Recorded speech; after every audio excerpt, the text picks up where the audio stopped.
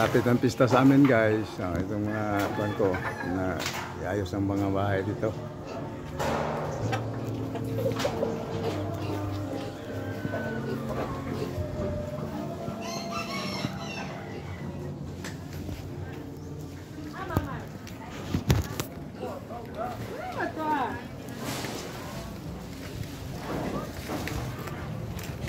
Musta kayo guys? Kaya lang init? Di ba masyadong init yan?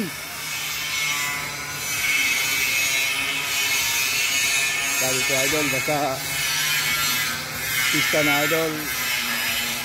Yan ang mga dito, ayusin ng mga bahay.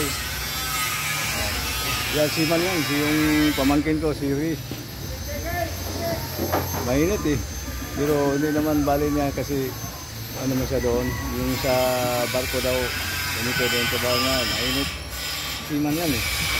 So, siya mismo ang nagawa sa bahay niya.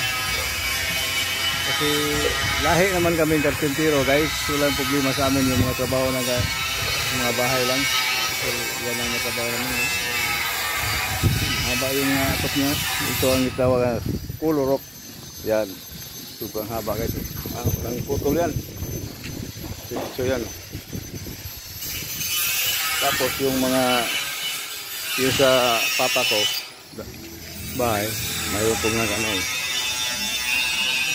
Pinutol ang mangga, linisan nila guys. Kasi ito ang kanya. Yan guys, yung pinutol niya mangga, sayang guys, diba? Kasi paano yan sa init, dipinsa yan sa init, pero pinutol na eh. Pista na.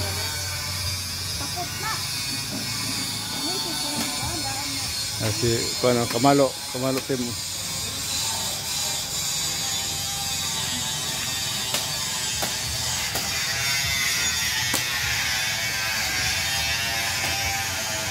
Wala lang punong mangga guys, putol na.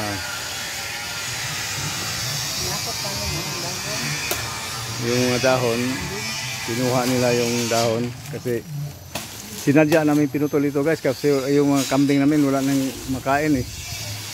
Ito na lang ang sinuporta namin.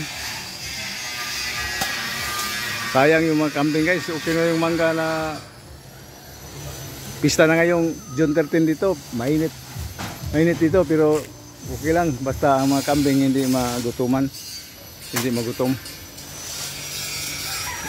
Mamatay na karuli din baka ba eh. Ano sa? Alos na ura ko no. Alos na rin, sa init eh. Kanang gulot ba? Ano sa?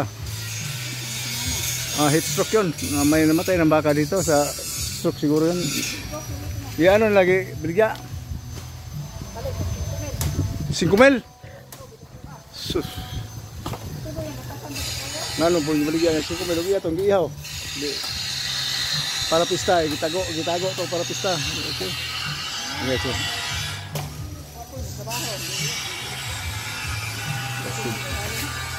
Sa sobrang init daw dito guys na matay yung baka sa kuha namin, kapitbahay. Paano na guys yung kuha namin. So pinutol namin yung sinadya namin putulin yung mga mangga guys. Yung mangga ng kuhan kasi para makakain ng kambing.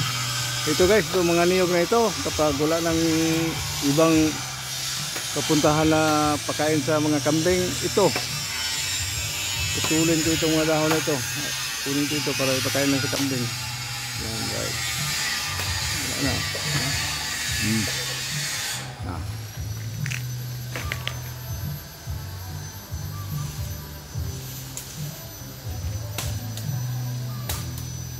Okay guys, shout out pala ako sa mga kaibigan ko dyan sa San Jose.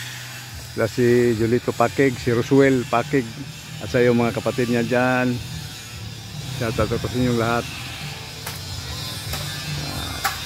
Doon ako sa kanila kapon, may pista. Okay guys, huwag kayong mag-subscribe sa akin kung kayo malimot sa channel ko, Ijo Pax Channel.